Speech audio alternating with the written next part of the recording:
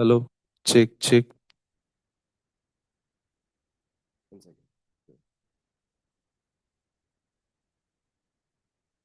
Yes.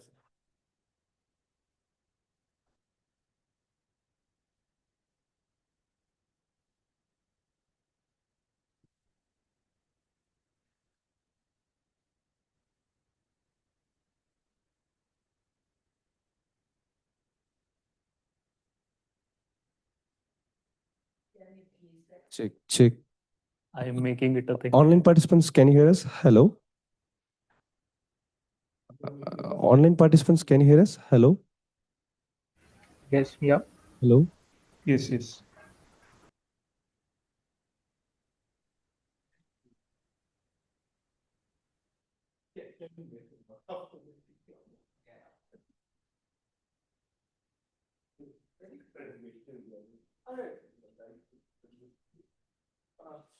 Welcome to the first seminar.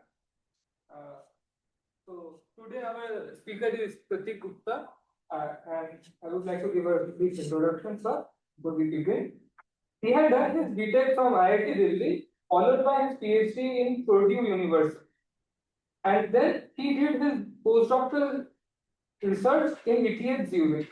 After that, he is now a faculty at IIT Delhi in the Department of Applied Mechanics. So his interests are very wide, and just to name a few things, he at microscales he looks at various techniques, statistical techniques of coarse graining to relate things to the continuum description, and at mesoscales he used this coarse graining technique at the macro scales. The average analytic models he studies, and further the thermal transport and mass transport, further energy exchange among the various scales and nonlinear wave propagation. And today he is going to give a talk on modeling mixing in turbulence. Markovianity is essential. Non-Mark. No, sorry, non-Markovianity is essential. Thanks. No worries. We can talk in turbulence by saying Markovianity is essential. Okay, I'm done. Yeah. Yeah. Anyways, thanks so much for the introduction, and thanks for all the effort in organizing this as well. So here's a brief outline of my talk, although I was going to do an introduction anyways, but I couldn't have done a better job. So this is the brief outline. I'm going to speak about a little bit of what my group does at IIT Delhi, and then we are going to go deep inside this topic of turbulence, compressible turbulence, and any mixing properties which are of interest in turbulence. So as Aniket was telling that this is my overall academic background, and my current profile is basically research in computational physics of flows and materials, and also teaching fluid dynamics, CFD, multiscale modeling at IIT Delhi Applied Mechanics. And this is some of the work that my group does. So one of the work is, which I was talking with Rama in morning, about nonlinear dynamics of boundary layer instability modes, and how we have shown that the saturation mechanisms which have been known so far in hydrodynamics don't really apply to this setup of a parallel flow hypersonic boundary layer that we studied. And we are currently trying to see what are the remnants of this theory in 3D. We do a little bit of engineering work also. So we do this shape optimization business for aerodynamics and hydrodynamics. So this is one of the work that a few of my students are taking lead on. And we are doing hydrodynamic calculations of ship hulls and the drag on these ship hulls, and trying to optimize the ship hull shapes to obviously minimize the drag. And very similar type of techniques we are applying to these propeller blades and drones as well. And another work, which is actually in collaboration with ETH Zurich, which goes back to my postdoc actually, is on this spatial coarse graining of materials. So we are trying to understand, without doing molecular dynamics, how can we capture molecular dynamics, basically. That's the nutshell. And we have been able to do make some strides in mass diffusion using this, and of non-equilibrium modeling, as far as we can go by smearing out these probability densities of atoms rather than accounting for each and every realization. So having done that, let's get to the main theme of this work. And the main theme I would like to start with showing you a bunch of equations. And since I'm at ICTS, I don't have to be ashamed of doing this. In engineering departments, this is very shameful of me. But here, I think it's okay. So these are the governing equations that we are solving. We have Navier-Stokes, compressible Navier-Stokes. We are doing some forcing, stochastic forcing to the momentum equation. Since you are injecting power in a closed system, you have to do some cooling to maintain it as to prevent any drift. And this is the overall system that we are modeling. And what I'm trying to show here is basically I'm trying to build a motivation of how different aspects of turbulent flows can be studied when it comes to mixing. So as anyone would who's a bit familiar with these simulations would predict, there's an RE lambda that goes to some kind of stationarity after some time of forcing, and there's a turbulent Mach number that goes to some level of stationarity after some time. And general features that you would see or observe in these compressible turbulent simulations are these sheet-like shocklet structures, which you see on the left, and of course the eddies in a turbulent flow. So you have homogeneous isotropic hydrodynamic turbulence. So whenever there's a field of eddies, I call it hydrodynamic turbulence. And whenever I have a field of shocks, I call it basically, like a lot of people do, wave turbulence.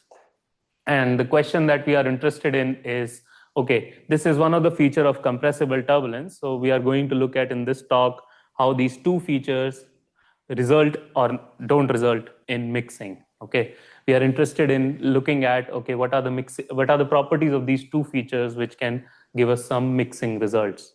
And yeah, exactly. These are these are not just divergence of velocity. This is divergence of velocity conditioned with peaks of entropy. You can have divergence of velocity which is not necessarily shock, and we are inside a shock. You have a peak of entropy as well. So we are considering both of them. Wherever both of them are there, that's the surfaces that are marked, and it gives a very decent result compared to what earlier has been shown in these kind of setups by Samtani et al. And everyone. So it's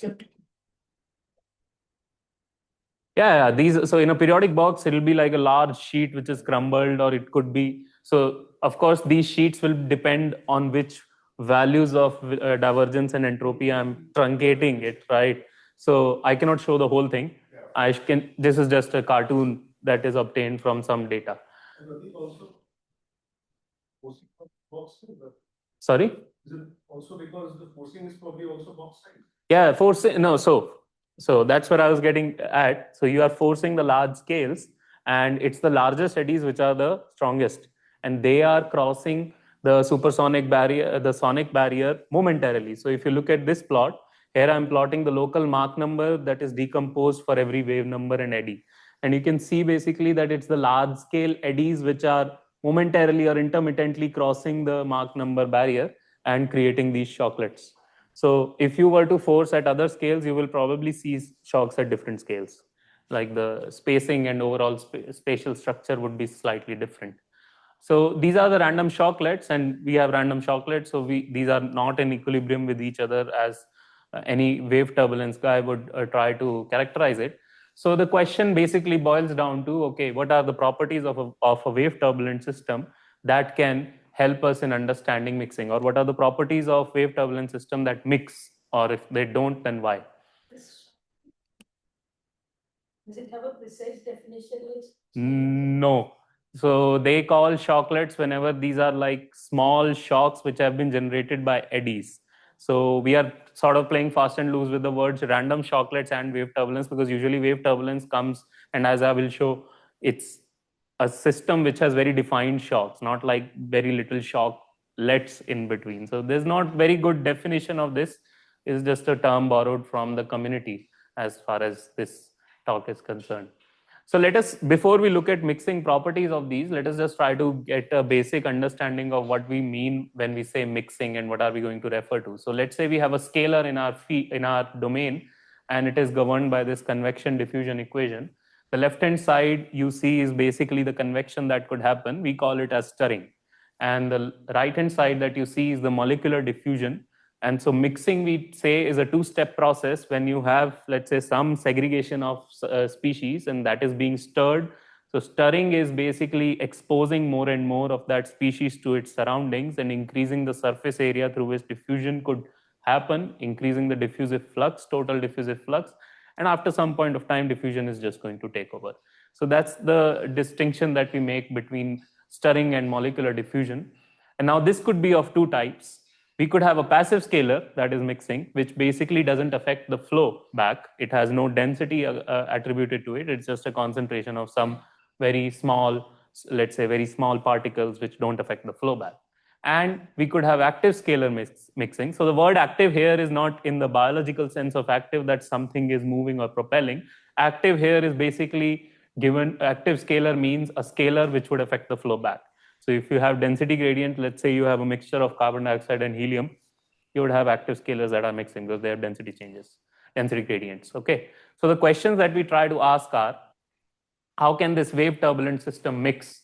And a very nice recourse to the turbulence movie that we can go to. I usually show this in my turbulence course. And 2 minutes into the movie, Bob Stewart says that here's a pretty disordered motion and it would be unwise to include it in turbulence. The wave field like this does very little mixing.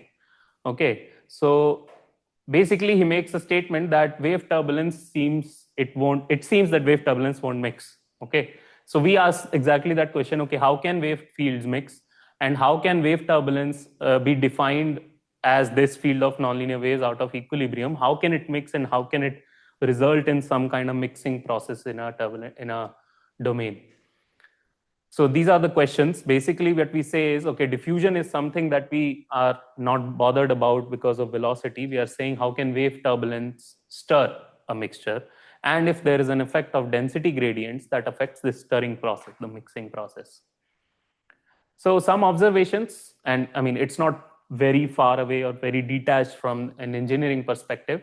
So some observations are in this deflagration and detonation transition in combustion, where you basically have a deflagration front, a diffusive flame front, and due to mixing and a lot of mixing processes that happen, you accelerate that deflagration front and make it a detonation wave.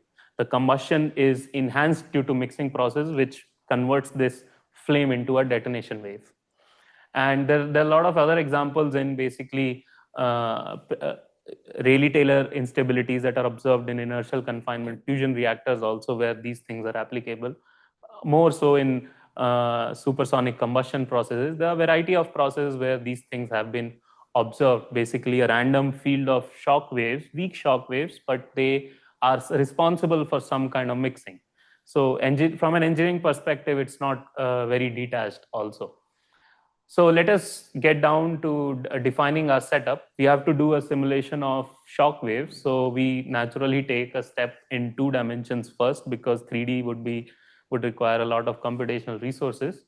So we take a step where we define this blob, as you see, a circular blob that you see, and we give it, we have a molecular weight of this circular blob as 1.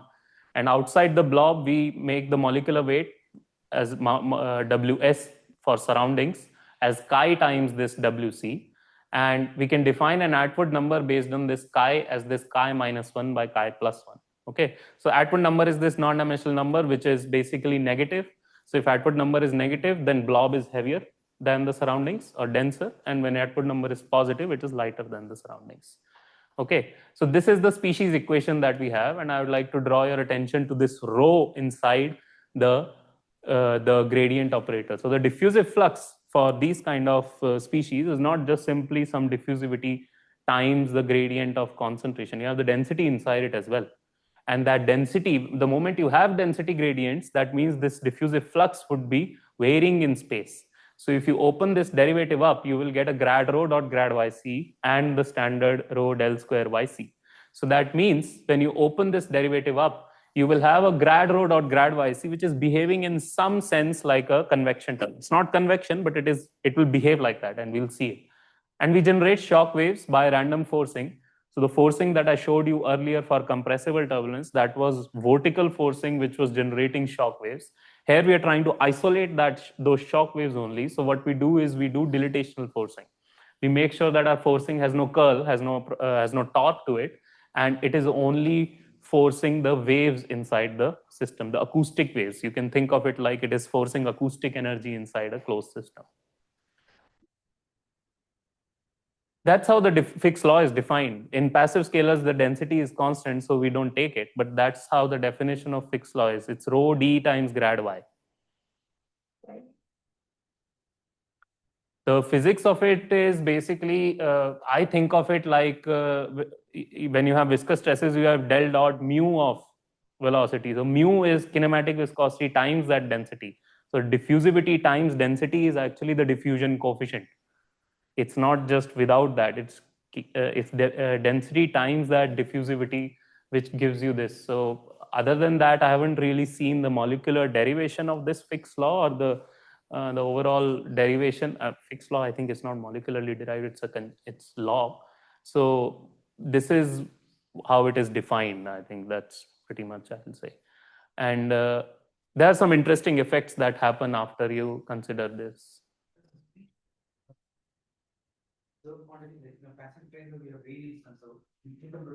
Uh-huh. I would not.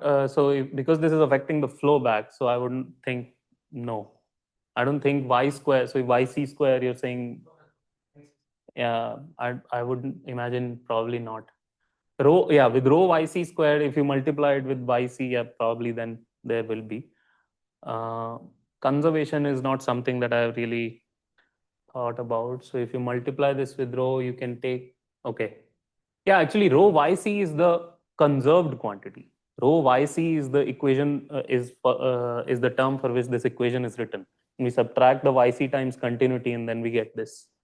So it's the rho yc equation that is written here. So conservation wise, rho yc is conserved, I would say. Doesn't look like it. Yeah, rho by C is the mass of the total ground thing. Exactly. That has to be conserved. Exactly. So we do the forcing. We have this standard Easwaran and Pope's work to guide us in forcing, deciding how much energy to inject, and this is how we can define the shock thickness scale in these simulations. And if you look at this REAC, so this is how we non-dimensionalize equations. And if you really think about this, the definition of REAC, you can see it's basically like a Knudsen number. Okay, because this mu you can write as rho times c times some constant times the mean free path. So this is really like a length scale of the flow divided by the mean free path. It's not very different from that. And this is how we define our ideal gas equation of state with the species. And we have 2D DNS. We set the Mach number equal 1 in our governing equations, and we have the species equations that we solve along with the equation of state. Okay, and we are doing energy injection again in the small length scale, small wave numbers or large length scales. So this is a system that we have actually characterized in shock waves without any species terms like this. And there are some parallels that you can draw with hydrodynamic turbulence theory. You can get a -2 spectrum based on what forcing you are giving, and you can derive this spectral energy flux in it and see how it looks compared to the when normalized against dissipation. And this is how you can roughly propose a scaling law for this spectral energy. The W here represents that it's a wave energy. There are different energies that you can define usually in these systems, like kinetic energy corresponding to wave component of velocity and rotational component of velocity.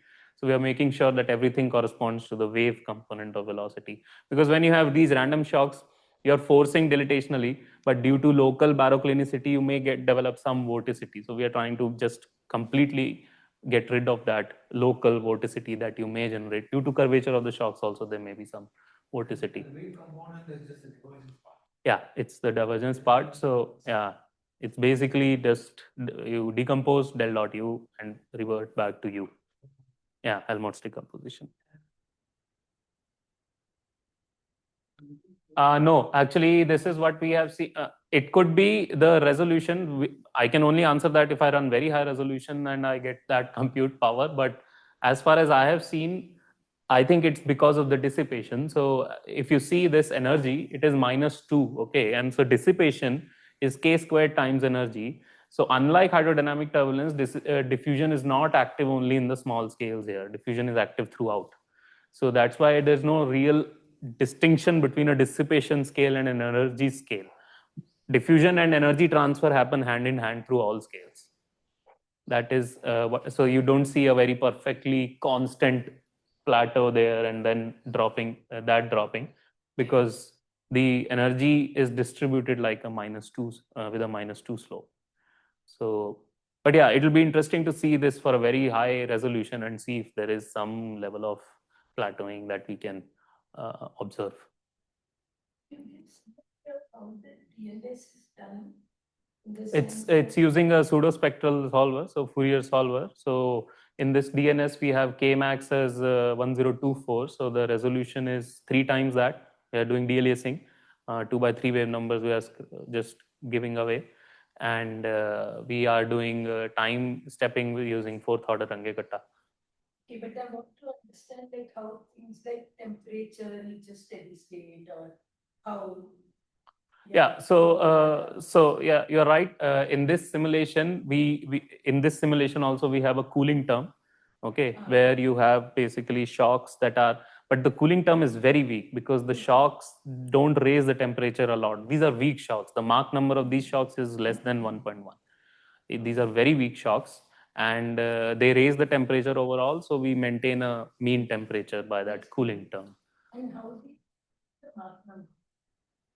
I mean, how do you determine what the Mach number is? Mach number of what? Shocks or the flow? Right. Say how much. So that is basically, so if you have this total energy injection rate, I can basically calculate based on the injection rate what the shock thickness scale I would get. Okay, from purely dimensional analysis point of view, I can get the shock thickness and I can relate the shock thickness to the Mach number of these shocks. That can tell me for a given epsilon how much Mach number I would have. Okay, because I'm worrying like suppose I want to do DNS with let's say 2 different liquids which have different densities, but the Mach number is very small, it's incompressible. Okay. Then like okay. So these are Mach number of the shocks. The flow is very slow here. The flow is not. These are Mach number of the shocks, not the Mach number of the flow. Oh, I have low battery actually. I need to put it on charging. Can you help me with that?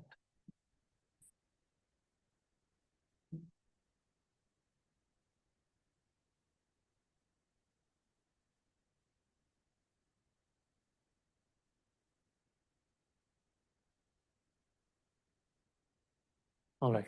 Yeah, works. Thanks.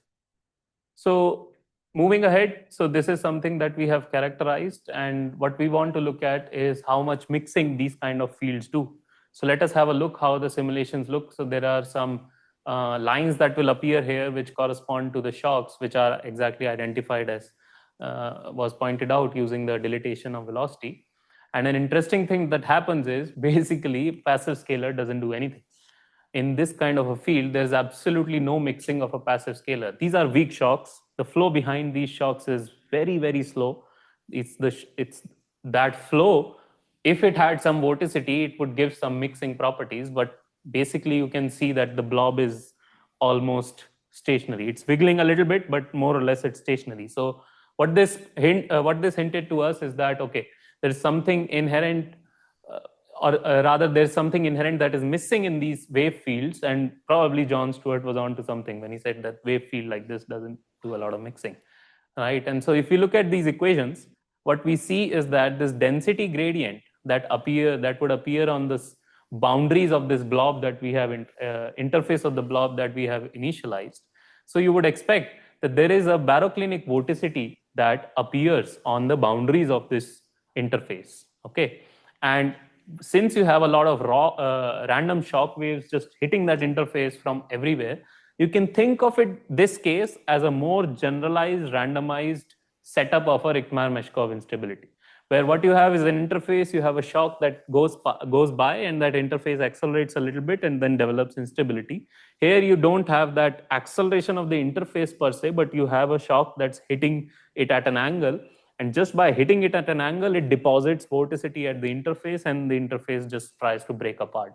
And that's exactly what is happening here. So we have seen that these, if you write the vorticity equation, the other terms are not very important.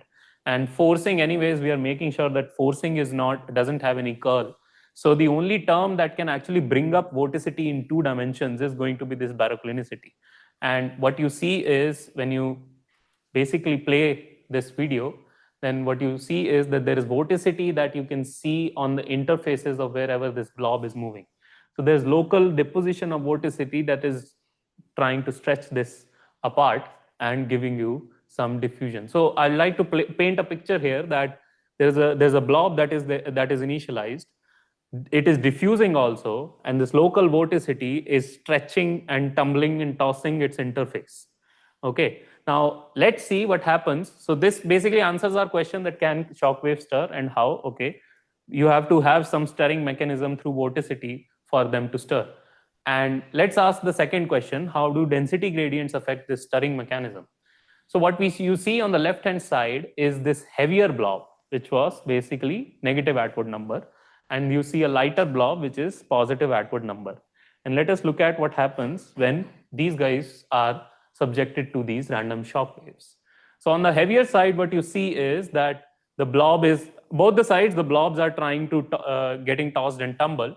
But on the left side, what is more important to see is that these gradients of concentrations are actually more defined for longer times. These are videos at same dimensionless time units. So the lighter blob maintains those gradients for very less amount of time, but the heavier blob seems to maintain those gradients for more and more times. These are random shocks. So they are hitting at all angles at all times, you could say. So, part of your forcing, but they are a consequence of it.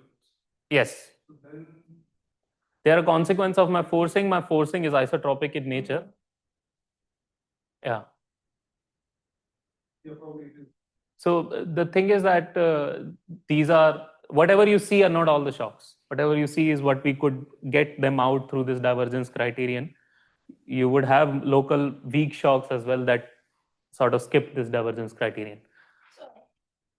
So, we can talk more, but like all you need is an incompressible flow which has some perturbation away from circular shape for this density interface. Okay. And the rest of it should follow. I don't know about the nonlinear limit, but Mhm. at least in the linear instability, it should follow. Okay. So basically, there is a pressure gradient of the incompressible flow that is having the baroclinic term, something like that. Like all you need is some perturbation of the interface. You're right. Here the shock is doing that. Yeah. But you can perturb it in other. Right. Yeah. Yeah, that'll be interesting to look at. Yeah. So this heavier blob and lighter blob, you can start to see those differences of not maintaining gradients by the lighter blob. And if we plot this mean mod grad yc, so this mean, ignore the angular brackets, there should be an overline for a spatial average, because that's what I'm going to maintain in the later part of my talk. So this is basically grad yc magnitude averaged over all the spatial points. Okay, so what you see is that for negative Atwood numbers, this mean mod grad yc actually rises quite a lot and then starts to fall. So this maximum that you can see could be a time that you can attribute as a critical time when diffusion has taken over. After this time, stirring has very little role to play, and diffusion is what's handling mixing from now on. And what is interesting to see is that for positive Atwood numbers, this mean mod grad yc rises, but doesn't rise quite a lot and then starts to fall down. But for negative Atwood numbers, it rises quite a bit. And the answer here is in this differential diffusion that you would have. Yeah. Why does viscosity start acting at different times for these different cases? That's where I'm coming. Not viscosity, molecular diffusion. This is molecular diffusion. I'll come to that. That's exactly what I'm coming to. So what you see is, if you let's say there's no stirring. Let's say there is absolutely no stirring, and you just have this nonlinear diffusion equation. You have this del yc by del t, and this is what you get when you open that derivative up with rho grad yc. So what you can see is that if you bring it on this side, then minus grad rho by rho is like a convection speed of this times obviously diffusivity is a convection speed of this grad y isosurfaces. Okay, so if you have a positive density gradient, basically density is increasing when you move outside the blob, then you will see the interface move inward and vice versa. So what you can do is you can basically solve this nonlinear diffusion equation, and you can actually make the Kohlhoff transformation for this and analytically solve it. And what we see is when we solve this 1D toy problem is exactly what I just said, that there is a movement of an interface which plays a role. So for a positive Atwood number, what we see is that the blob is lighter than the surroundings for positive Atwood number. The surroundings will push into the blob simply as a result of diffusion. The surrounding so you can think of it like if you do a hard sphere simulation. Let's say you have a pool table, and you put heavy balls and light balls, and you give them random velocity. There is a partition. You lift up the partition. You will see the heavier balls will creep into the lighter balls, and that's exactly what's happening here. The heavier molecules, the heavier gas, is creeping into the lighter gas, and that will happen reverse if you have a negative Atwood number. The blob will creep into the surroundings due to the differential diffusion.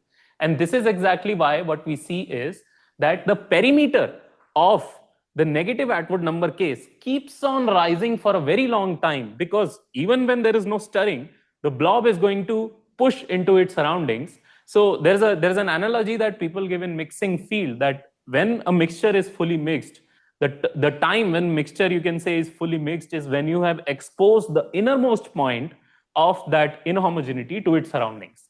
So if an inhomogeneity keeps on expanding, then it's going to take longer and longer for the stirring field to expose its innermost point to the surroundings. And that's exactly the intuitive mechanism why you can say that the negative Atwood number, as you see on the left-hand side of this plot, the negative Atwood number takes longer to reach this critical time. Of course, pure homogenization is going to be achieved at t tends to infinity. Okay, I'm not contesting that, but the stirring, the role of stirring actually is more and more important for longer times in negative Atwood number cases than positive Atwood number cases. Okay, the lighter mixture, denser mixture terms you can are attributed because the blob area is actually lesser than surroundings. So if blob is lighter, mixture is heavier, and vice versa. Okay, so this is what we saw in this work, and we were quite happy that we could reason it out also, although there is more to be done in quantifying the effect of these shocks. And what we also saw is that there's a lot of variability in different simulations. So what light red lines and light black lines that you probably are able to see, hopefully, in this plot are basically same case, different simulations. These are stochastic realizations of same case, different realizations of the same case. And we see that as the time progresses, the variability in these negative Atwood number cases is becoming higher and higher. The variance of these negative Atwood number cases is becoming higher.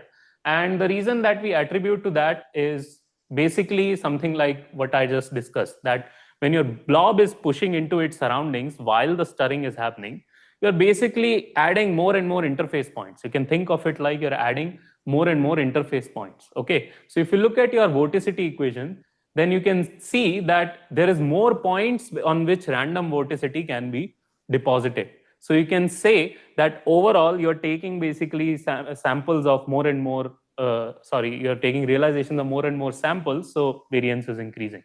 Not the same samples, you're taking different, you're adding more samples, adding more random variables, you can think of it like that. So that's why we see that there is more variability in negative Atwood numbers. And yeah, the lines are shocks in this cartoon. This is just the thing is, it was easier to show when they are cutting at a very nice angle in this cartoon. These are not even selected. These are something hand drawn. This is a sketch. This is sketch. This is a complete sketch. Okay, these are not actual shocks. Okay. So yeah, so this at this point we were quite happy with our discussion on, okay, we have characterized to some extent what compressible nature of these compressible turbulence, that is these shocklets, how can they affect the mixing process. And the one main result was that active scalars are going to mix, passive scalars are not going to mix. So let us switch gears and let us see how does the classical hydrodynamic turbulence that we all are familiar with, how does that result in mixing, and if we can model. Yeah.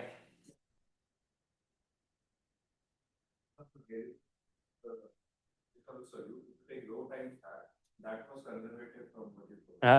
So if you take the average value of that and plot time, will you still see that at peaking at different times? Because that different time thing seems to be due to the non-conservative part of the grad road or grad of the. Yeah, but and mixing is basically, you're right. If we take rho grad y, then also you will have a del dot of this. Yeah, rho into y. Then also you will have a del dot of rho d grad. Like the diffusive flux will still have this rho term, no? The diffusive flux will still have the rho term in it. But okay, I thought that you multiply by rho it became conservative. No, yeah, the equation became conservative, but the diffusive term will still be inside the like del dot of rho d grad y. That is what you will have. The diffusive flux is basically due to concentration gradient and not density gradient. The diffusive flux is grad y, rho times grad y times d. Okay. So, but yeah, you're right in hinting that the dynamics will look a little bit different if we tracked, instead of y, we tracked rho times y. But the expansion and contraction thing of concentrations will still be there. Okay. You can convert this equation into density equation. You will see a del square rho term appear actually when you have active scalars. So let us look at hydrodynamic turbulence and see how the mixing property, what are the mixing properties of hydrodynamic turbulence. So we did DNS of the same type of situation, but now of course we have to do it in 3D. So our resolution is naturally a little lesser based on the resources that we have. And we have mixing of passive scalars and the extremes of this Atwood number cases that we had done for shock waves. Okay. And one thing that we made sure is that we maintain a spatially average density of 1 in these cases, because if you recall, then we had forcing term in the velocity equation, not the momentum equation. Basically, I had forcing after dividing by density. So I don't want to force an overall lighter system and make conclusions. With the same forcing, I'm overall lighter system. I want to make sure that the mean density of the system is same in all of these 3 cases. Okay. And then let us see, so this is the sketch of how the system is defined, how the system is defined, the setup is defined. And let us look at the mixing properties. So before we look at, actually, this is how we initialize the system. We have an incompressible DNS that is run, and then we initialize a low Mach number compressible DNS. So that basically, the reason we do it is because if you're dealing with density inhomogeneities in an incompressible code, large density inhomogeneities where you can't apply Boussinesq approximation, then things become a bit tricky because del dot u is not 0 anymore. Okay, when you have densities that are diffusing into each other, density gradients, and the velocity is not divergence free. The standard velocity that we take in momentum equation is not divergence free. And a physical intuition of this is, let's say you imagine a blob of different density composition, and let's say the density is diffusing. Okay, so by nature of diffusing of this density, the center of mass of this blob will shift. And the velocity u that we have in the momentum equation is actually the velocity of the center of mass of a fluid blob. So you have an apparent velocity when densities diffuse into each other, and that is actually dilatational in nature. So this becomes very tricky. Actually, there have been some papers from Los Alamos folks where they have shown that you have to do a lot of numerical tricks to make your solvers work, or just take a compressible solver and run it at a low Mach number setting. I think that's the easiest thing we can do. And the tricky part here for compressible solvers would be how to initialize. So the way we initialize is, so fortunately people have worked on this also earlier. So there's a paper by Blaisdell earlier in the 90s, where they figured out, okay, how to initialize a compressible solver from an incompressible turbulent field. So you initialize from the same velocity field. You can choose a temperature based on what you want, but the pressure you have to initialize like this. You have to add a base pressure for the compressive, the actual value of the pressure, which you don't care about in your incompressible field, and the incompressible pressure.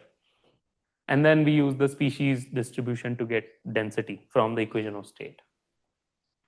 So let us look at how the mixing appears, and overall the mixing characteristics are very similar to what we saw in shock wave situation. So this is a volume rendering of the scalar that we have. Okay, this is a volume rendering of it, and you see that the lighter blob basically becomes a lot homogenized very quickly compared to the heavier blob. And here also we see the basically same characteristics in this mod grad y C average, that you have stirring that is important for longer times for negative Atwood number. But for positive Atwood numbers, basically, since the surroundings are creeping inside the blob, things just diffuse very quick, reach the diffusive stage very quickly. And effectively, what we can do is we can formulate this kind of a variance of y, where y equilibrium is the equilibrium concentration that you would have by conserving the mass in the same system. You can derive what this y equilibrium would be, and you can track the variance or how far the system is from the homogenized state. And you can see that it drops later on for the negative Atwood number. And it's basically not reaching really a plateau, but a very small value where it will keep on diffusing till the end of time and keep on trying to reach zero. And so here also we basically can conclude a lighter blob gets stirred faster, a heavier blob takes more time to reach at a point where diffusion is important. So these simulations are actually K-Max 64, 3D. That's the best we could afford. 3 times 64, so 3 times 64 cube. We do the dealiasing, so K-Max is 64 cube. Yeah, exactly.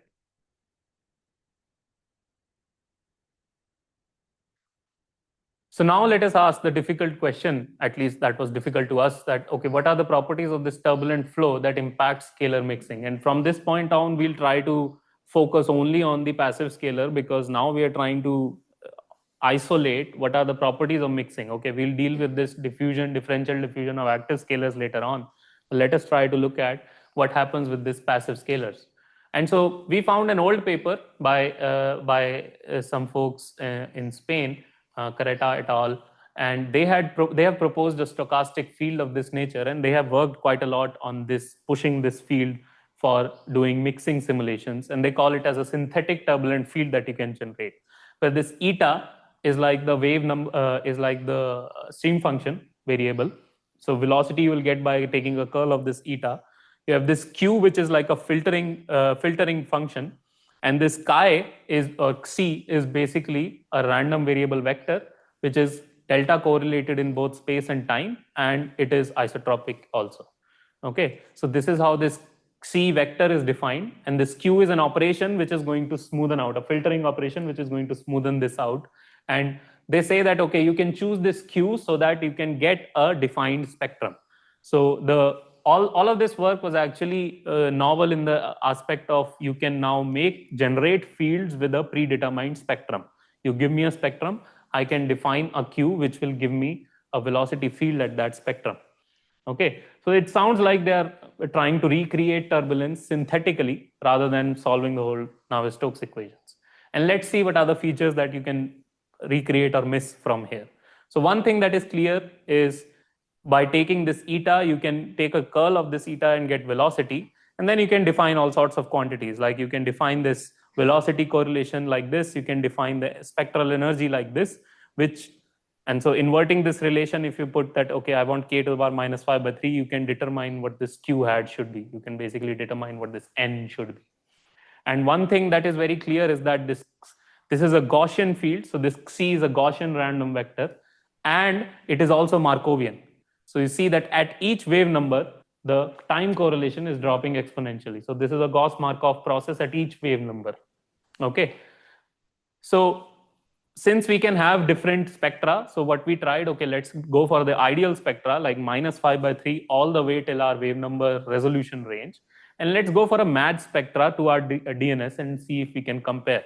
Basically, you can tune that Q whichever way you want and get whatever spectra you want from this random field. So, okay, let's see what they do. And basically, there is absolutely no mixing that they are inducing. Okay, we fixed the value of tau, and this will come in later. It's a very important value. And basically, even for active scalars, they don't mix anything. For passive scalars, they won't do anything. For active scalars, they don't do anything. You just see it like there is some diffusion, and the surface is becoming a little bit corrugated due to this small scale velocity that you are depositing, but there is no mixing that is happening.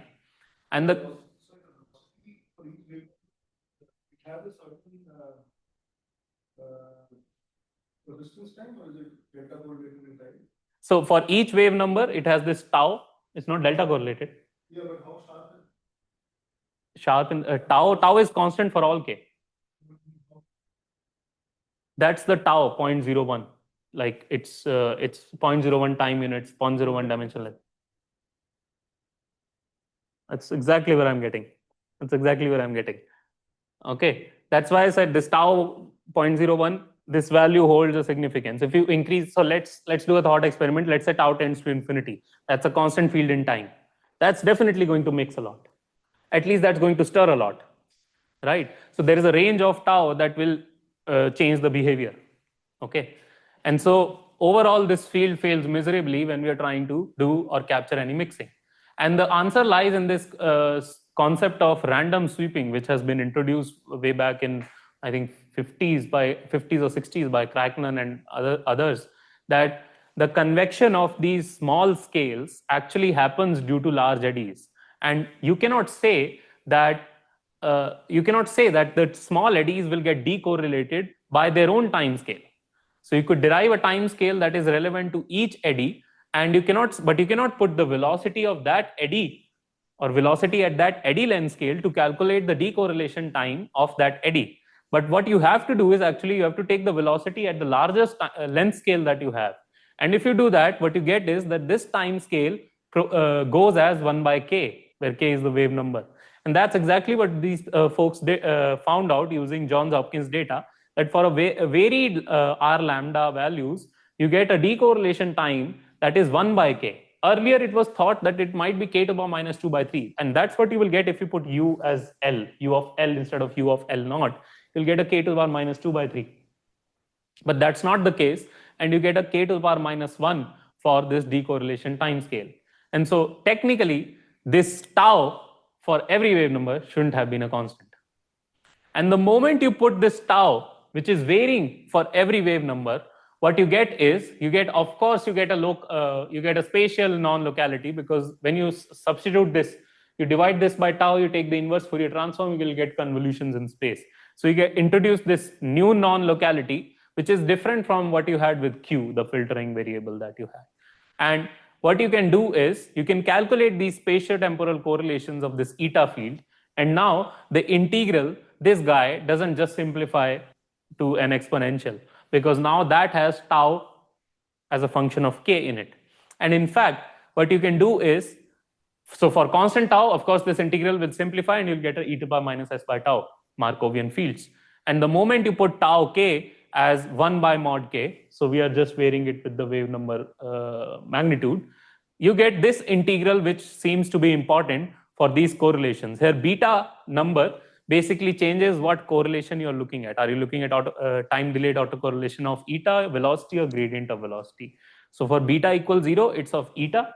For beta equals 2, it's of velocity. And beta equals 4, you will have for gradient of velocity. And let us look at how this correlation, this integral behaves. So this is your regular exponential that you would see in a semi-log plot. And this integral, if you plot, then you see this red line.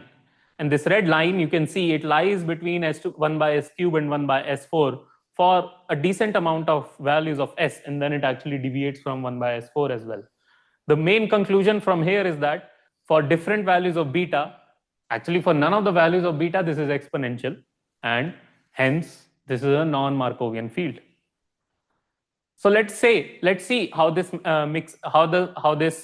behaves in mixing.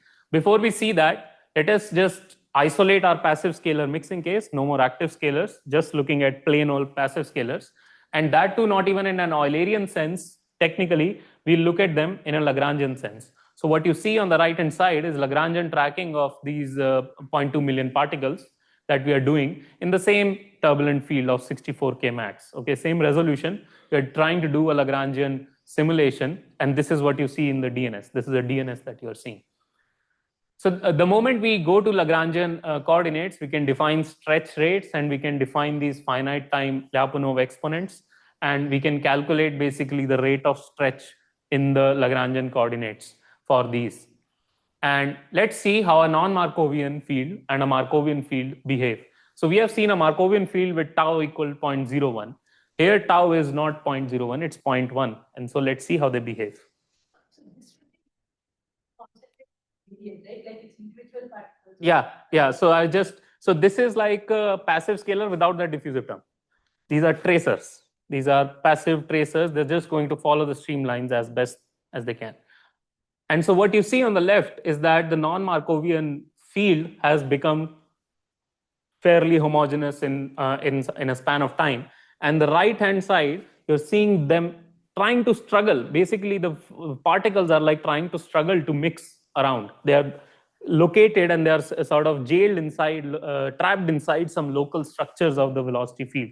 These are a lot of particles compared to what I'm going to show next. So it's not very visible, but it's very visible in these. So these are less particles, and I've increased the size to show this effect. And what you see on the left-hand side is that the particles from the non-Markovian field, the blob that you are initializing, it breaks apart, the interface goes at different places. But on the right-hand side, what you see is that the particles are more or less just scattered around inside them. And it makes sense also. If you look at the Markovian field, at each wave number, we were basically solving a Langevin equation. At each wave number, we basically had a Langevin equation. What we were doing is, in a particle sense, we were just modeling diffusion. We don't have convection when you have a Markovian field. You can't have convection with that kind of Markovian field because you were just putting in random noise and filtering it. But you were not introducing spatiotemporal correlations. But here, when we introduce those spatial temporal correlations, even though this is still Gaussian, you have more mixing effects at least. And this is also visible in your mod grad YC plot. So the black line you see is the DNS. And these red lines are basically the non-Markovian fields. You see two red lines because one is ideal spectra, one is math spectra. You can do this for an ideal spectrum. You can do this for a math spectrum with DNS. And the blue lines that you see are for the Markovian field. And you see that blue lines sort of tend to sustain these gradients a lot. They do their business very slowly compared to the non-Markovian cases. And at the end, let's just look at the Lyapunov exponents of these fields. So for DNS, the results are known. These are Lagrangian Lyapunov exponents. And for the DNS, we know the results are going to be something like this. So this is our result. In literature, we have found that with a lot of billions of particles, you can get these ratios to 4.4, 1 and minus 5.4. The significance of these Lyapunov exponents is basically what they are saying is that in one direction, you have a lot of compression, and in the other direction, you have a lot of stretching. So the way people characterize this behavior is that they say that you have a sheet kind of a structure that is forming in a turbulence. You have a sheet-like structure that forms in turbulent mixing. Both the synthetic fields actually have this, but as you will notice that we have this, it's not exactly zero, it's very close to zero. The middle eigenvalue, the middle Lyapunov exponent is actually very close to zero. And it has been shown in literature that's because this guy, the one that you see here, that is actually proportional to the third order correlations in your velocity gradients, which we don't have. We have Gaussian fields. So as long as we have Gaussian, I don't think there is any hope of getting these true Lyapunov exponents. But as long as you have Gaussian fields, the best hope for doing or modeling mixing is to have non-Markovian nature or non-Markovianity in your field. So on a summarizing note, I would say that we have looked at to some extent, we have looked at these shock waves and how they enhance mixing and how they can facilitate vorticity generation in a field. And basically, the answer was that you need to have something that generates vorticity, and baroclinicity was your answer for mixing. We showed that even when you have hydrodynamic turbulence, it still is the case that you have if you have active scalars, your denser mixtures will homogenize slower compared to the opposite way. The denser blob will homogenize slower and the lighter blob will homogenize faster. And then if you want to model this mixing process, non-Markovianity seems to be an essential ingredient for this mixing process. And the intuition for me is that basically you don't have any sustained convection when you have Markovian process. You're just replacing your velocity field after some time over all wave numbers. When your tau is 1 by k, then you're at least making sure that the large length scales stay there for longer times. And they do participate in convection. So this work is actually all the heavy lifting has been done by these two of my PhD students, Joachim and Pratyush. And Joachim is actually on the verge of graduation. And here are the sponsors of my work. And at this point of time, I take any questions.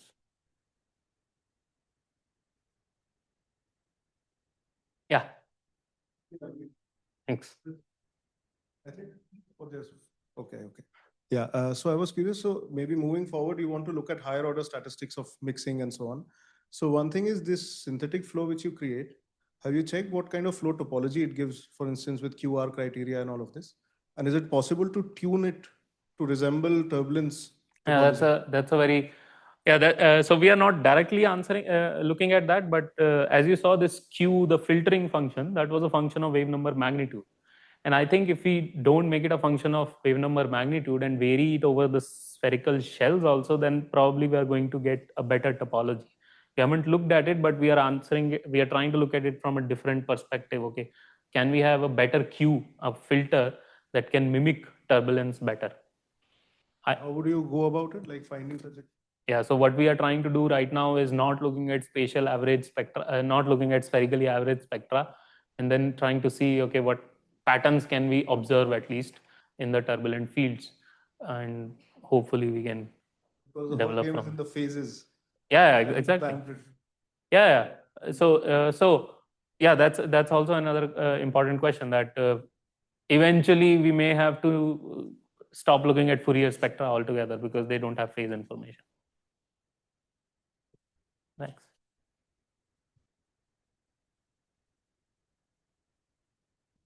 Yeah, first of all, I echo Siddharth. It's great work, great talk. Thank you. So there's something I'm missing here.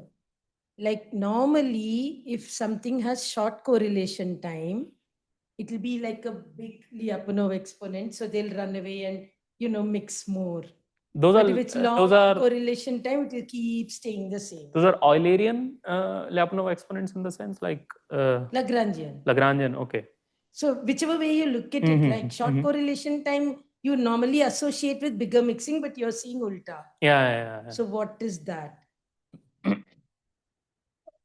So yeah, that's an interesting question. I have an intuition. I'm trying to find words to put in that intuition. My intuition is that, okay, the short correlation time scale is of the velocity. I'm not talking about the time correlation of the spatial location of these particles. I'm talking about correlation of the velocity field. It could happen that if we looked at the time correlations of xt, they may be longer in the field. It may be the case. The velocity, the intuition is that the velocity got replaced after a very small amount of time.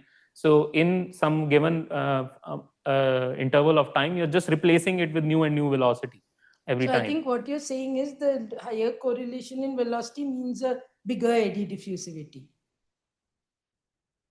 which is like an advection. I mean, it's a kind of eddy diffusivity I won't go to, but it's convecting more.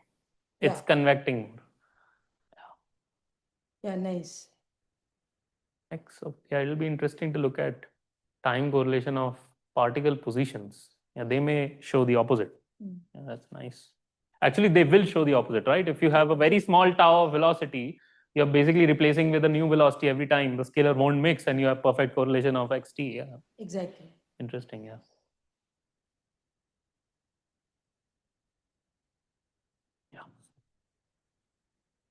I had a small question. Yeah, Can you please. go to where you defined the forcing For which one?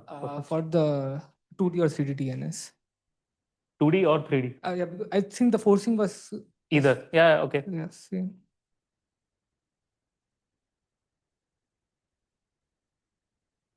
Oh, okay. I think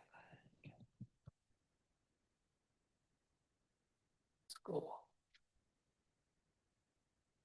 Do I have forcing here? Okay, no.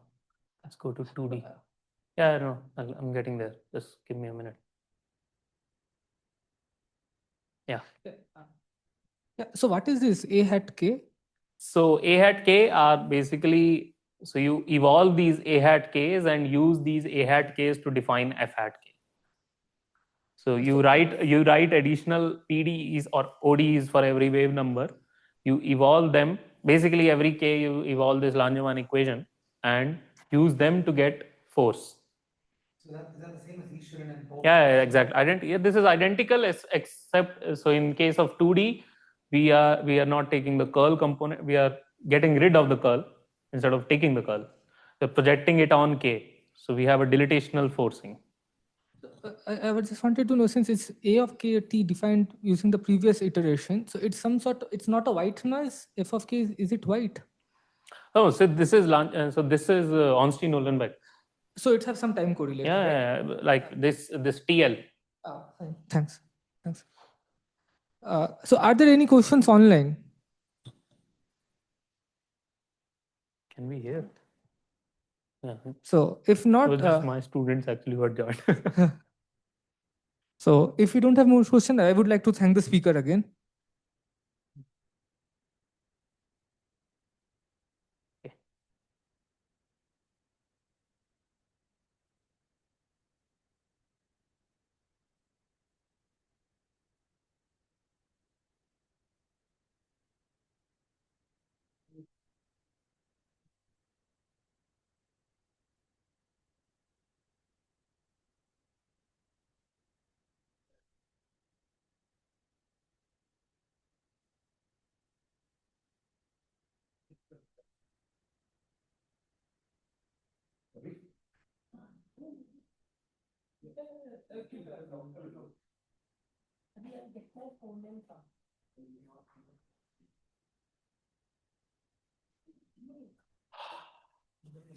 Thanks, man.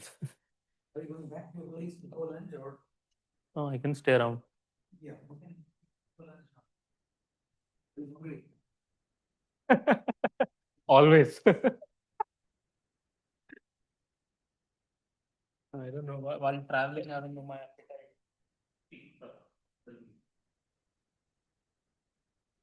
The ship thing, that's a funded project. That's a project. And that's also going to end.